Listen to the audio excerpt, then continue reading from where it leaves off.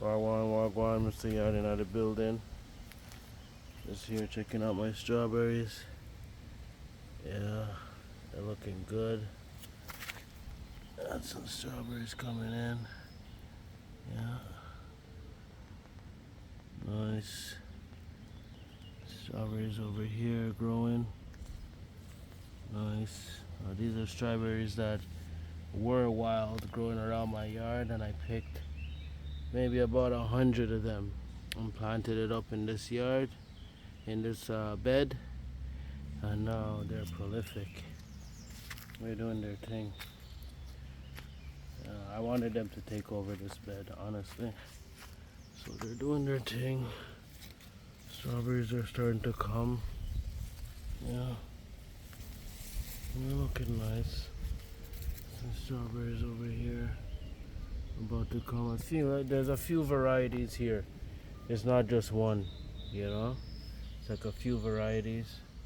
So I'm gonna get different blooms throughout the season. Right? Yard is looking beautiful today. Sun is shining nice. Here we go with the potato bed. The potato bed's already jumping. Some of the potatoes was in there from last season, so yeah, they're growing from everywhere. I threw some old soil in there, and I actually noticed that we got tomatoes in the bed growing right there. Got a tomato plant doing good. I'm just gonna leave it. Alright. A few peppers growing over here. Alright. And the peppers. So yeah, this side of the bed was planted late, so they're pushing now. Alright. Doing good, doing good. So, the last time I said I cleaned up a lot of the property, but because I don't have the heavy equipment and I don't have the time, it kind of bushed back up. But I'm gonna whack it out and mow it down within the next week, and I'll show you guys the progress of that. These beds, I dug them out because I'm gonna reset them. I'll make them a little bit higher. This is gonna be like more like this year. Callaloo could still grow in them. I could get some store-bought stuff that's already pre-grown. I have some broccoli in the house that still hasn't grown yet. I have peppers, bell peppers, and stuff like that. So those things could go in these beds. Over here, it's a trial and error bed. I took all the soil from these beds and I chucked it over here. I planted up the corn. As you can see, we got some corn going on. Yeah, man. Got some corn going on. Some stuff on the bed. Don't like seeing it all that messy, but it's outdoors, as we say. It's outdoors. And it's a nice look. It's a nice place. Very foresty. Very like country-esque. We feel like I'm in a yard. Birds are chirp. I got callaloo's planted up down here. These are my callaloo about to come up. These are pumpkin, cantaloupe, watermelon about to come up. Right? I have some callaloo that I planted up here. They're gonna spring soon. And in this bed, this was a whole bunch of old soil. As you can see, we got some tomatoes and stuff pushing up out of the old soil. I just let it go. I still have the rest of this bed. I gotta till it again, and I'm gonna mulch it, and then I'm gonna put some more black soil on top of it, and that I could put a bunch of stuff. I could put peppers, I could put scotch bonnet, I could put ghost peppers, I could put anything I want, that I want to just try, because honestly it's new land. So I'm just trying the soil. I still have all this land here that's gonna be next year's episode. You know what I mean? Next year's episode, all of this thing is gonna be cleaned up. I'm gonna plow it up and do some real farming.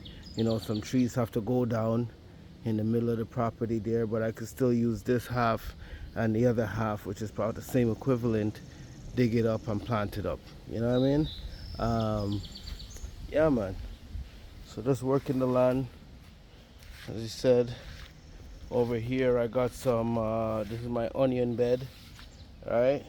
Put some onions in here, green onion, scallion, red onion. I got some okra in there too. Alright, these are some okra, Asian okra. So we're gonna see how they work. Got about 5 of them in the bed. Few carrots, survive their seeds, and a push. Yeah. So yeah, pardon me. I'm just using my Galaxy Note to film all of this. I don't really have GoPro and all them things, but we'll work it, you know. So yeah, see the property. This is how it looks. Yeah, man. Planted a bunch of wild callaloo over here, wild seeds, just to fill up the area, you know, because before this was all dirt, and I took all of the stuff from over there and I moved it over here. So a lot of them gonna regrow, gonna get a lot of wild growth over here, which is good for the soil, you know. Over here, cleaned out the beds. We got stuff coming in. Forgot what these ones are called, but they look beautiful when they spring. Got some flowers going on over here. Yeah, man. Take a picture of that. That's beautiful. That's beautiful. You know what I mean? Yeah, man. So, this is an old cabin that was broken down. As I said, I'm using the old plastic from there to raise up the beds. Alright, I got some old plastic laying. I'm gonna raise up the sides of the bed, put some old trees. I even got a tree up here I need to break down. This tree right here, I need to break it down and take the old wood, because it's already decaying, and put it in the base of the beds, put my new soil on top, and just plant. You know, over time it'll break down and make new fertilizer for the soil. And I know this plastic is like it lives forever.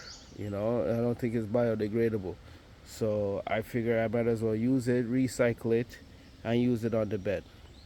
This cabin is supposed to be torn down soon, and we're gonna build something new age thing, you know. But for now, this done, you know. But we're using it for what it is. A lot of leaking, a lot of repairs. It doesn't make sense to put $1,000 in this when you can break it down for like about a $200-300 and build a new one for like $700. Trust me, because I know how to build. I'm a welder by profession, so I know how to build. So over here we got chives and long bean. These are the long beans over here. This is some chives. Over here I planted some tomatoes, from the potato bed from over there, right? I have the potato bed there. I threw some tomato seed earlier in the season and they started pop up. So I replanted most of them over here, right? So we'll see how they do for the season. And I know this bed usually attracts a lot of snails. Last year we got a lot of rain, and this bed attracts a lot of snails. Now I know peas attract snails, so I figured the more I plant, the less they could get to, and I could spot them and just annihilate them, right? But at the same time, I know I'm gonna get a good reapings from them either way, right? I'm gonna do another secondary crop that I'm gonna plant. Pardon, got the hiccups.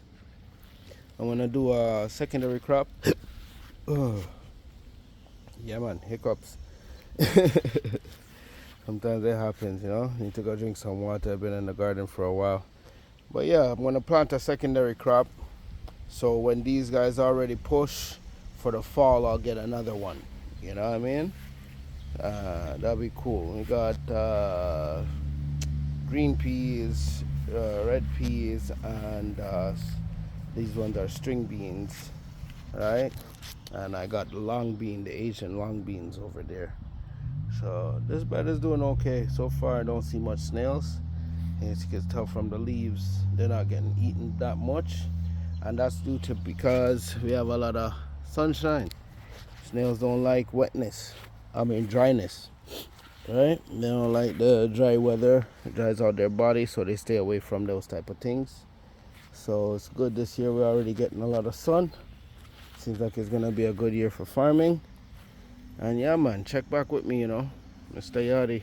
To the face often, but there, do the thing, gardening, you know what I mean?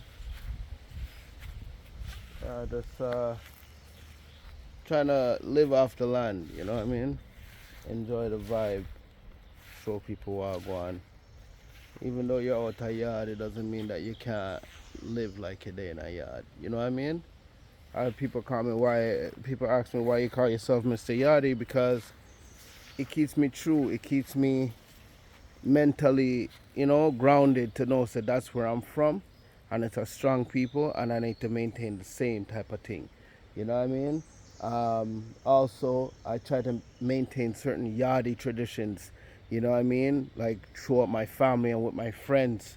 I try to make them learn patois. I try to teach them how to cook jerk chicken, and you know, I do catering for people to know Jamaican food also. I'm not the craziest cook, but I know how to cook. You know what I mean? And my food always turn out pretty well. Nobody not ball for them belly, right? And I'm proud of that. So that's why I named myself Mr. Yardie, because I'm proud of where I'm from. I'm proud of what I'm doing. And I just wish that I could do a lot more. But in due time, because I'm still young, I'm still living, I got a kid to raise, and I still got to show him certain motivations in life. And, just touching the soil of the earth give you a good motivation every day. It's humbling. It's humbling when you could be a farmer. So, this is what I do, bro.